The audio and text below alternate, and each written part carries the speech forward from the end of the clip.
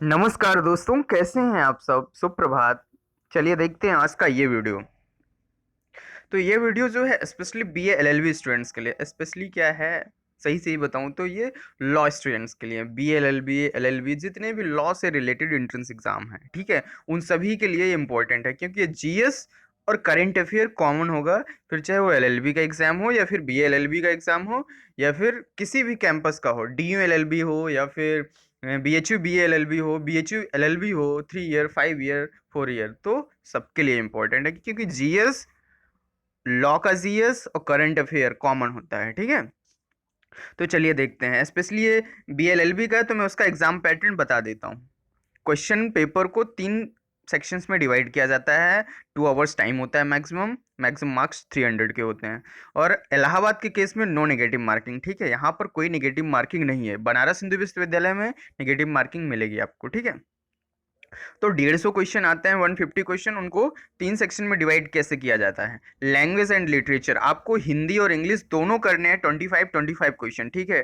Total 50 question, 100 marks के।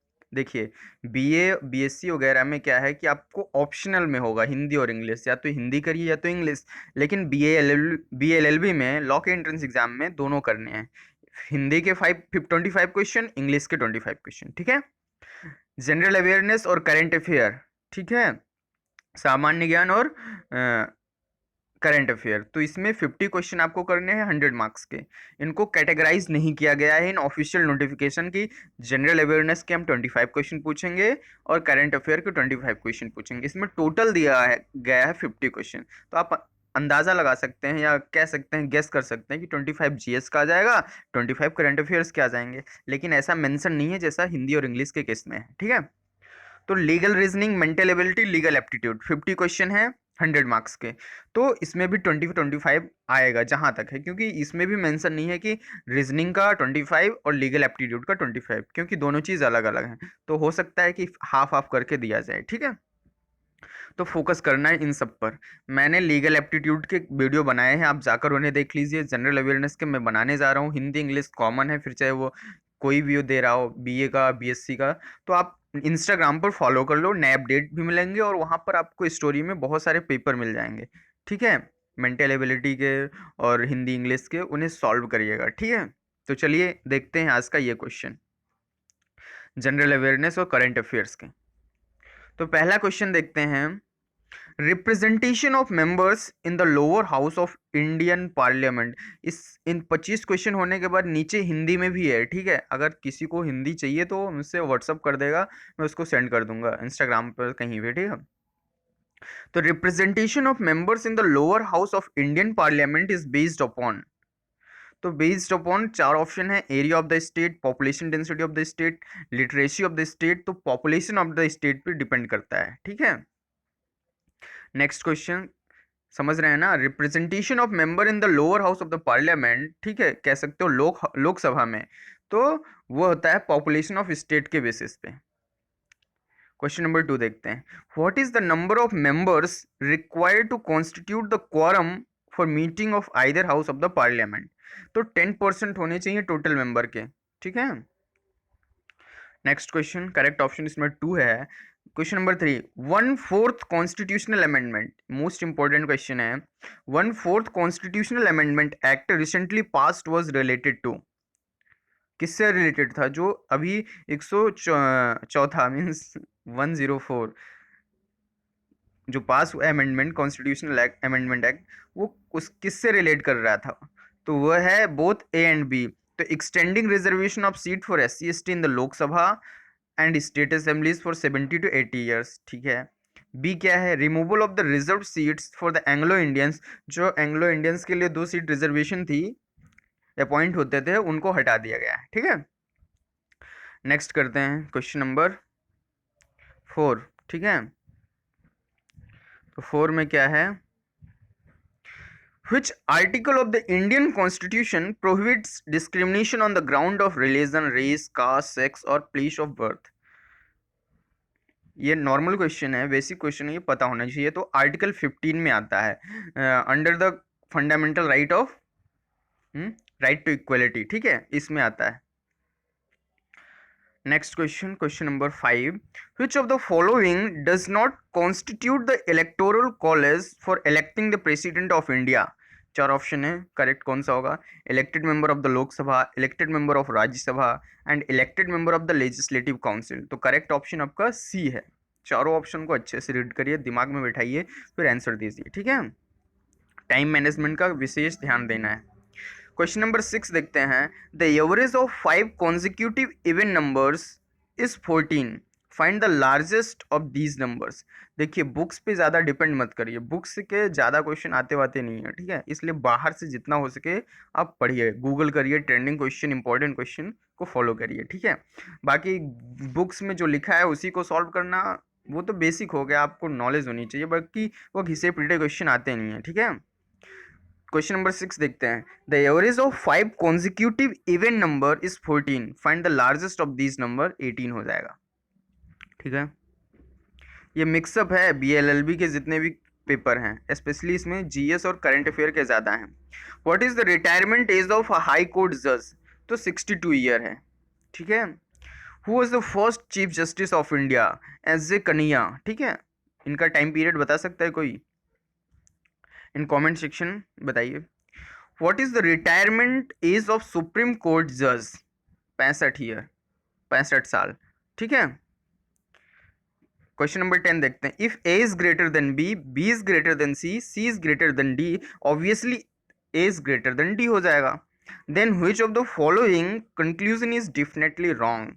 तो यहाँ साफ साफ दिख रहा है D is the correct option, A is less than D दिखा रहा है, बट होना क्या चाहिए? A is greater than D. Question number C देखते हैं, 11 देखते हैं। Which schedule of the Constitution of India 1950 prescribes the form of oaths and affirmation for the Constitution functionaries? तो करेक्ट ऑप्शन क्या होगा आपका? Which schedule of the Constitution of India 1950 prescribes the forms of oaths? ठीक है, तो ये third schedule है। Forms of oaths, affirmation of for the constitution functionaries, तो किस में मेंशन है? थर्ड शेड्यूल में मेंशन है, ठीक है। क्वेश्चन नंबर नेक्स्ट देखते हैं। Question number 12, identify the correct statements.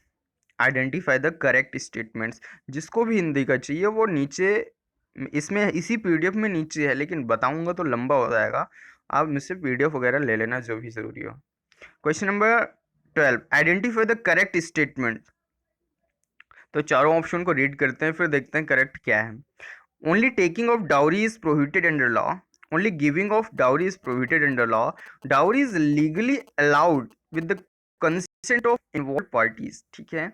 Giving as well as taking dowry is prohibited under law, ये बात सही है। करेक्ट ऑप्शन आपका डी है, ना लेना, only taking of dowry is prohibited, ना लेना मना है ना देना मना है, मतलब कि only taking of dowry is prohibited under law, only giving of dowry, तो इसमें डी वाले में आ जाता है सारा, तो D is the correct option. Question number 13 देखते हैं। Who is the author of the book titled lessons life taught me unknowingly? Anupam Kher. Anupam Kher की वाइफ का नाम कोई जानता है क्या? जरूरी नहीं है, बस ऐसे ही पूछ लिया। Question number 14, which with reference to the delimitation commission consider the correct statement? आपको पता होना चाहिए डेलिमिटेशन कमीशन क्या होता है, ठीक है। It is appointed by the president of India, correct option आपका ए है। क्वेश्चन नंबर 15 देखते हैं। Choose the word that is nearest in meaning to the given word. Extol की सिमिलर मीनिंग क्या है? ग्लोरीफाई, ठीक है। Correct option 4। क्वेश्चन नंबर 16 देखते हैं। Fill in the missing word. Distance की SI यूनिट मीटर होती है, फोर्स की SI यूनिट क्या होगी? तो फोर्स की SI यूनिट न्यूटन होगी, ठीक है। नेक्स्ट क्वेश्चन, क्वेश्चन नंबर 18 देखते हैं। Right to property is a fundamental right. Sorry, fundamental right था, लेकिन under 44th amendment of constitution 1978, 78 की 74, आप लोग कमेंट सेक्शन में मुझे करेक्ट करेंगे, 74 शायद है। तो इसको अमेंडमेंट 44 अमेंडमेंट हुआ था, तो लीगल राइट में कन्वर्ट कर दिया गया, ठीक है। पहले फंडामेंटल राइट था, लेकिन अब लीगल राइट है। Question number 19, who is the minister of law and justice in government of India? तो रविशंकर प्रसाद, बीजेपी, ठीक है। Who is the minister of law and justice in government of India? तो रविशंकर प्रसाद, ठीक है। क्वेश्चन नंबर 20 देखते हैं। Part 4A of the Indian constitution contains which of the following? क्या contain करता है पार्ट 4A? तो fundamental right, fundamental duties, DPSP and citizenship. तो वो डीपीएसपी नहीं, करेक्ट ऑप्शन आपका 2 होगा, फंडामेंटल ड्यूटीज को कंटेन करता है 4A, आपका कॉन्स्टिट्यूशन का 4A पार्ट। ये बताइए, ये डीपीएसपी किस पार्ट में आता है? इन कमेंट सेक्शन फटाफट, डीपीएसपी किस पार्ट में आता है? गूगल करके मत बताना यार, पता हो तभी बताना। क्वेश्चन नंबर 21 देखते हैं। Who is the current attorney general for India? तो वो है के वेणुगोपाल जी, ठीक है। प्रेजेंट अटॉर्नी जनरल यही है ना। Question number 22, in the following question pick the wrongly spelled word. तो डायरिया, रिलेंटलेस, वैक्यूम, जिराफ। तो करेक्ट ऑप्शन आपका 3 है, ठीक है, wrongly spelled word. Question number 23 देखते हैं। इसमें देखो रीजनिंग भी आ गया ना, मिक्सअप है, वही मैं कह रहा था। ज़्यादा क्वेश्चन आपके ये एक्चुअली मैंने बनाया था सैम्पल पेपर, लेकिन उसमें ज़्यादा क्वेश्चन हो रहे थे, तो इसलिए मैंने छोटा छोटा करके मैंने सोचा वीडियो अपलोड कर दूँ। बहुत सारे बच्चों के पास प्रॉब्लम है, इंस्टा वगैरह बहुत कह रहे थे, मैं इंस्टा नहीं चलाता हूँ। Question number 23, complete the series way VAY EDV GS KGP। तो क्या होगा? NMM। इसकी सीरीज होती है, इजोटी मीन्स ई, इजोटी होता है, ठीक है। इजोटी में ई की वैल्यू 5, जे की वैल्यू 10, ओ की वैल्यू 15, टी की वैल्यू 20, वाई की वैल्यू 25। तो उसी पर उसको फॉलो करेंगे तो आपका एक सीरीज बन जाएगा। तो यहाँ करेक्ट ऑप्शन आपको 4 होगा, ठीक है, आप लोग कर लेंगे। क्वेश्चन नंबर 24 देखते हैं। The vice president of India may be removed from his office by. Vice president को हटाना है तो हम क्या करेंगे? तो हम काउंसिल ऑफ स्टेट में एक रेजोल्यूशन पास करवाएंगे, the resolution of the council of state and agreed by the house of the people, ठीक है। हाउस ऑफ द पीपल किसे कहते हैं? You should know. Question number 25, what is the meaning of prima facie? Prima facie at first phase, first appearance, ठीक है।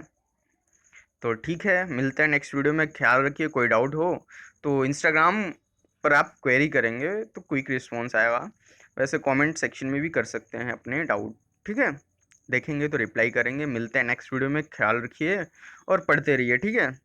और Instagram पे चले जाइए, स्टोरी में बहुत सारे प्रैक्टिस सेट है, उनको सॉल्व करिए। ओके, मिलते हैं नेक्स्ट वीडियो में, ख्याल रखिए।